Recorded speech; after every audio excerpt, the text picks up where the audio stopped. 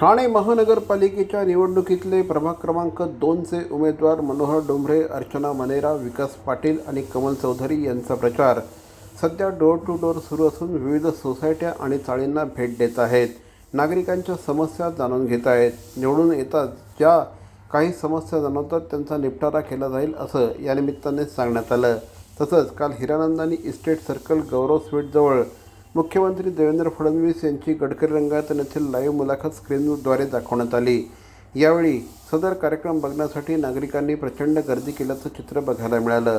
सदर प्रचारादरम्यान माजी नगरसेवक मनोहर डोंबरे, माजी नगरसेविका अर्चना किरण मनेरा यांनी ठाणे वर्तमानशी बोलताना या निवडणुकीमध्ये आपण 100% विजय होऊ असा विश्वास व्यक्त केला आहे. गेल्या 5 वर्षांमध्ये नागरिकांची अनेक समस्या सोडवण्यात आपल्याला यश आलं आहे आणि त्यामुळेच पुन्हा एकदा अत्यंत विश्वासाने नागरिकांसमोर जात असल्याचं अर्चना मनेरा आणि श्री मनोहर डोंबरे यांनी सांगितलं.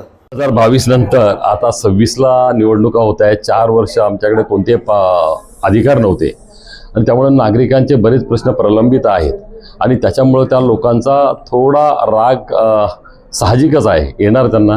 पण त्यांना टेक्निकल काही माहिती नव्हती, त्यामुळे आम्ही आज ती माहिती दिली. किंवा आम्ही माजी नगरसेवक होतो, त्यांना माहीत पण नाही की आम्ही आजी आहे का माजी नगरसेवक, त्यांना माहीत नव्हतं. त्यामुळं काही फंड्स नसल्या कारणानं काही कामं त्यांची अधुरी राहिलेली आहेत. ती आता येणाऱ्या निवडणुकीनंतर आम्ही नक्कीच महानगरपालिकेच्या माध्यमातून प्रशासन आणि जनता यांच्यामधले आम्ही दुवा आहोत आणि तो दुवाच 4 वर्ष निखळला होता. आता परत आम्ही ह्या निवडणुकीनंतर त्यांना आश्वासन दिलेलं आहे की तुमची सगळी प्रलंबित कामं आम्ही नक्कीच करू. गॅप खूप पडलाय. 5 वर्ष आधी, त्यामध्ये 2 वर्ष कोरोनामध्ये गेली, आता 4 वर्ष कार्यकाळ संपलाय.